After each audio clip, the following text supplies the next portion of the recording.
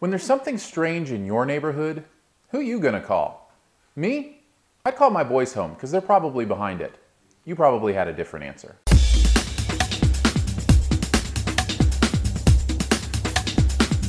Hi, this is Aaron Dicer. Today's review topic, ghosts and ghost busting. That's right, we're talking Ghostbusters today. Specifically the animated TV show, The Real Ghostbusters. But we can't really get into reviewing that without at least first taking a look at this phenomenon of Ghostbusters, where it came from, and what it's meant to this culture. It would be difficult to overstate the importance of this movie. It is one of the biggest movies of all time. Let me back that up with some stats.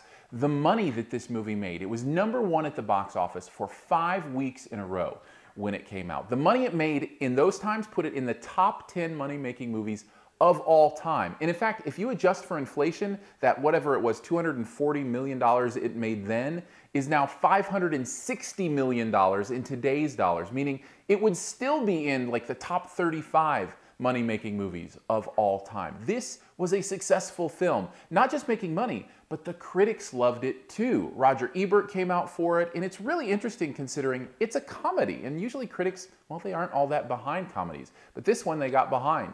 Today, I think it has like a 93% on RottenTomatoes.com. This is a beloved film. It's also won many awards. In fact, recently AFI had their 100 Years, 100 Laughs, number 28 as far as the best comedies of all time. It also was nominated for Academy Awards when it came out. 2 of them, in fact. One of them, it won for that amazing, iconic song, I Ain't Afraid of No Ghosts, despite being a double negative, is one of the most memorable lines in movie history. Maybe they meant it that way. Maybe they meant they were afraid of ghosts. We'll never know. Point being, it's an amazing song, and it won an Academy Award, even if Huey Lewis thought it was stolen from him. Hey, Huey, imitation is the sincerest form of flattery, remember?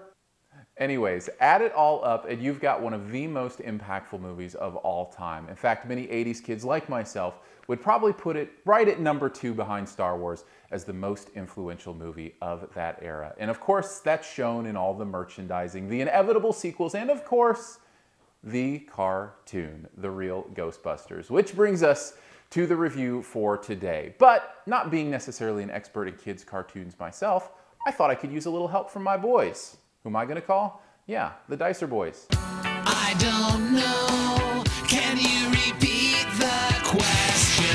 You're not the boss of me now. You're not the boss of me now. You're not the boss of me now, and you're not so big. You're not the boss of me now. You're not the boss of me now. You're not the boss of me now, and you're not so big. Life is unfair. It's the Dicer Boys review of The Real Ghostbusters. Gonna find out what these guys think. We'll start with Ethan. Ethan, what did you think about The Real Ghostbusters? I don't know. You don't know. Okay. Christian, what did you think? Fine, I guess. Okay. Fine. Right. Okay. Justin? Pretty good. That's just pretty good. Okay. Austin? Austin? Austin! Leave me alone.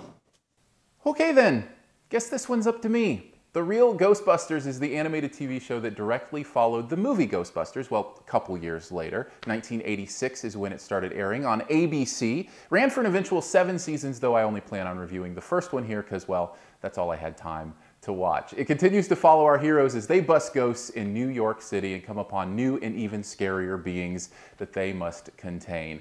Right off the bat, I'll say, I'm going to work through my nostalgia on this one. I have a lot of positive feelings already for this show and the source material. I love the movie and I remember watching this show as a kid, but that doesn't mean we can't look at it with a critical eye as we look at this first season of The Real Ghostbusters. Let's start with the negatives, just get right into it. One thing that happens here as they've made this transition is everything becomes a little muted from the movie. And what I mean by that is there's a lot of cliche here. The jokes are all kind of corny and ba-dump-bump, and the stories all feel like you've kind of seen them before. And the characters themselves even turn into more caricatures rather than an actual character. You just feel like they rounded off the edges and they become very, very basic versions of what they were in the movie. And the villains, I should mention them, kind of these ghosts are really honestly very menacing. These are really scary beings. The animation on them is terrifying at times. In fact, I had one of my sons confide to me after we watched a few episodes that it may have been a little much for him.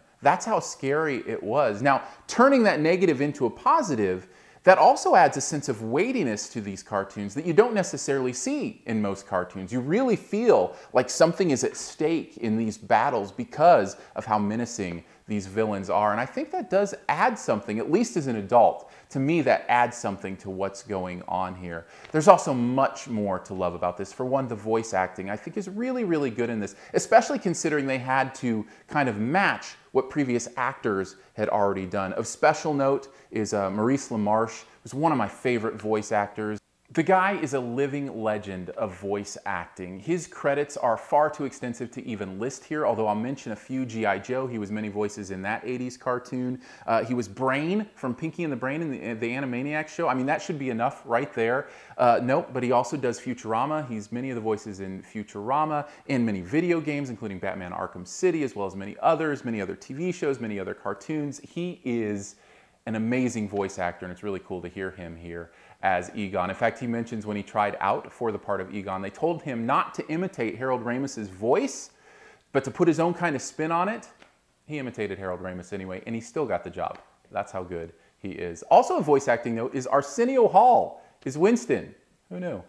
Moving on, there's more good stuff here as well. The animation is spectacular, as mentioned, but really the winner here is the nostalgia. When I say that, I don't just mean because you love the source material, you have to love this cartoon. It doesn't work like that. What I mean is the cartoon does a great job of taking the tone and the space of the source material and adapting it to what's going on here. So even though the jokes are corny and you've seen these plot lines before, because you're in that space with these people, you really get a sense of the film as well, and so it brings those feelings back, which I think is really important, both in the moment, making the cartoon for people who love the movie, and as the future goes on, as people will love this cartoon because they love the movie. And that's the point. Overall, if you loved Ghostbusters, you're gonna love the real Ghostbusters, if for the nostalgia and no other reason. If you didn't love Ghostbusters, well, you don't exist, because everybody loves Ghostbusters. Despite its flaws, there is so much wonderful goodness in the real Ghostbusters. More wonderful goodness than in the middle of a 600-pound Twinkie. And that's a big Twinkie.